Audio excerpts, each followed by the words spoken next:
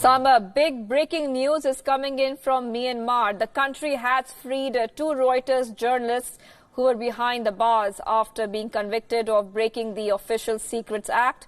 The two reporters walked free from a prison on the outskirts of Yangon this morning. The duo, 33-year-old WION and 29-year-old Kwasho, had spent over 500 days behind bars. They were convicted in September and sentenced to 7 years in jail. The two journalists were working on an investigation into the killing of 10 Rohingya Muslims in Myanmar's Rakhine state. Their report featured testimony from perpetrators, witnesses and families of the victims. The report was awarded the Pulitzer Prize last month. The jailing of these two reporters had raised questions about Myanmar's progress towards democracy. Now remember that there had been a public outcry from diplomats and human rights activists had staged massive protest. Myanmar Supreme Court had rejected the final plea of the journalists in April, and this had led their wives to write letters to the government pleading for a pardon.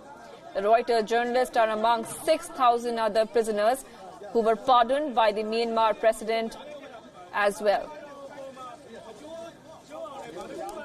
Now, it is customary in Myanmar for them to free prisoners across the country around this year and this time of the year. In fact, when the country marks its traditional New Year.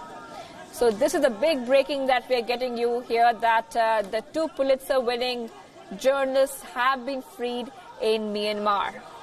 And they have spent over 500 days behind bars. The two reporters are WION and Kwasho. They were convicted in September and sentenced to 7 years in jail in a case that has raised questions about Myanmar's progress towards democracy. And it has also sparked an outcry from diplomats and human rights activists from across the world.